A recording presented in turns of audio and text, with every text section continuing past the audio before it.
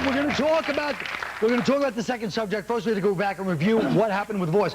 He watched dumb Norton on the show, who's become very prepared because he's like afraid his career's falling apart. So now Voice, Norton totally like memorized everything. She's like, wait, even Norton can be smart. Maybe I can say smart things too. He memorized this horrible, cliche 15-year-old left-wing speech that his daughters had to help him with. And then he stood there, and the minute we threw him off the track, he's like, wait, that's not the way the order goes. The word left-wing threw him right off. When he said that, he was so had to be smart after that, it scared him to death. Exactly. I guess you would have been comfortable if I would have said chicken wing. First of all, nothing. Oh, Jesus. Nothing. Okay, we're going to change the subject. All right. Bringing down the house. This is, look at this footage first. What's on your mind, player? What's with you? You been drinking some of that haterade? What's up, Flavor? Where you from? From the hood and misunderstood. Okay. Y'all discuss this. Now, let me ask you this. At what point does the movies where the goofy white person is redeemed by the black person, at what point do those become racist against us? That's white guilt, man. That's right. That's When black people got nothing to do with that. That's white people's guilt about racism, so they're going to let themselves look. I think it makes me sick when they make old white dudes try to be cool. Makes my stomach hurt. Yeah, but you know what?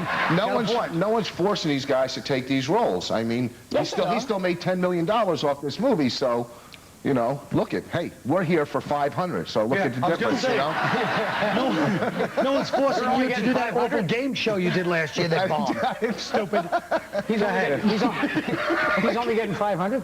Who? Seymour?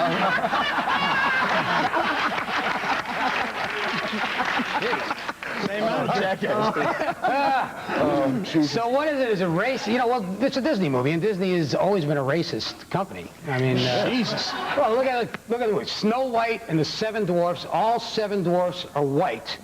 How hard is it to find a black dwarf? You can't get Gary Coleman on the phone? Is that tricky? Holy it's a racist company. But here's the point. He blew his chance to work with Disney for that horse. That's a big company. That was a sweeping one. Patrice, I realize you're black, but this isn't a movie theater. You don't have to talk. Come on, that was a good one. Say something. Come on, folks. Wait, Lisa, say something. I am boycotting this movie, not because of the stereotypes in it, which are all true. I am boycotting it because I thought it was going to be about an interracial love story. Right. And it ends up she gets the nerdy Jew at the end. She doesn't get the good white guy. She gets the nerdy Jew. Sure, a big black bitch and a nerdy Jew. But why? If the sex doesn't kill him, his mother will. Why is it? David Bowie has a point. Let me... Thank you, LL Cool Whip. Listen. Once again, when I bring this back on topic, I want to call me a cornball. Go ahead, Let Jack LaLanne, the lady ears, talk.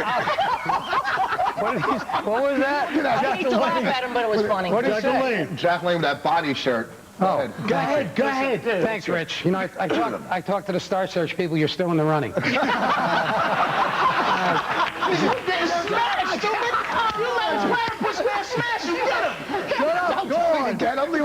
Let's get back to the topic. Thank you. Because Patrice is going to want to know about this. All right. This is the racial stereotypes that's what, you know, that's comedy. You know, there's no comedy without some racial stereotypes, but it's only when black and white gets involved that people complain about it. Right. So you take the show Will and Grace, right? Now that is gay stereotype. The guy that plays the friend, that guy is gayer than sperm-flavored whitening strips.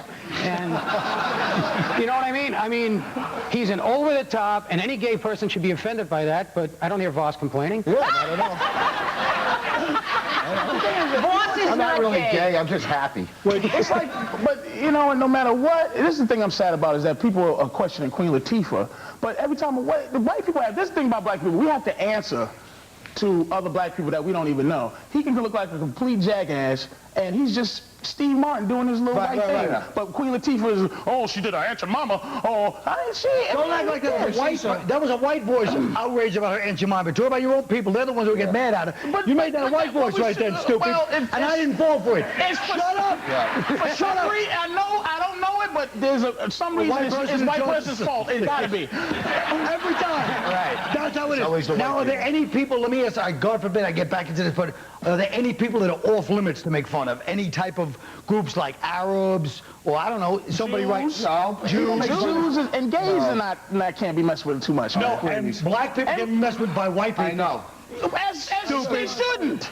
Oh. In 10 years, Arabs are going to be the people who can talk about anything, and you can't. Where's that going to be? I already got in About a couple, trouble. one of you boys You over. got in trouble? Yeah, I did. I went on a radio show, right? I did this joke. I said, how do you like flying since September 11th? So I go, truthfully, I don't like it. If the two things that make me nervous is the disgraceful practice of racial profiling and guys wearing turbans on my aircraft. And, which I thought was funny, right? Yeah. And I got Indian people, like, wrote in on my email, you little punk you're dead. We heard you on that show, you're dead, you little punk. And look, you know, you have to respect, you gotta respect, what was that? Can you mime an Arab again? And another thing, tell Patricia, shut the hell up. Well, I Finish guess this? Go ahead, finish. Make it snappy. This was All right, over 5 minutes. I felt bad because, you know, you have to respect people who have strong religious beliefs. 'Cause Sure. if you don't, they'll kill you a lot of the time. But my point was, why do you have to show your religious beliefs every second? Like, you know what I mean? I'm Christian. I don't come bouncing onto the plane spiked to a cross because it's rude. It's rude. They're going to tell you to check the cross. Think about that. What's your problem with me? Why is he keep I'm the host, you son of a bitch. I got like a promo. We'll be right back. This is very...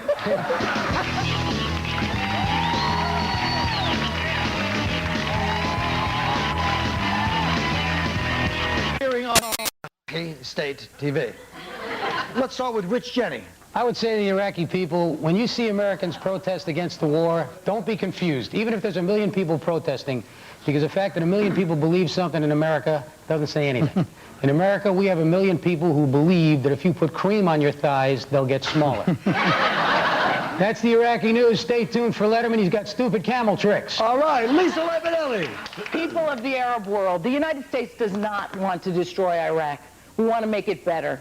That way you people will stop moving to America. No offense, we love having you here with all your unconditional hatred of us and all. It's just that with you driving our cabs and pumping our gas, there aren't enough menial jobs left for our darkies to do. Who, by the way, hate us too. Patrice O'Neill. We are here live at the 5-year anniversary of Walt Disney Baghdad. President Al Sharpton is in attendance to enjoy today's festivities. Disney unveils his new character Benny and his sidekick Willie the Stick that he keeps strapped to his chest. And nothing. Don't forget tonight at 1:25 a.m. in the Sands Hotel basement, Lisa Lampaneli performs her one-woman show. Hope to see you there. Good night. All right, Rich Boss. As an American reporter, I am sure you people think I have my own personal agenda, but I am not a left-wing liberal lunatic.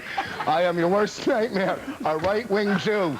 I am pro-American and pro-Israel. So here's my piece of advice. Run. Don't look back. Get out of town because we are going to bomb the out of you.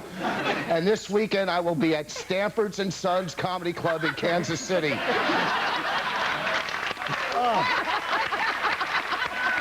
Let me just tell you one thing. My favorite part of that was when he cursed and still the audience was like, no. You stupid shut up. I have to do mine. Oh, I'm in a bomb, I can tell. Here are some words of advice for the people when we take over, when we democratize you. One, these are the things you have to know. If you order the large meat lovers pizza from Little Caesars, they throw in the crazy bread free. 2, always supersize. And 3, the big question we're facing philosophically in this country is, why does Simon have to be so mean?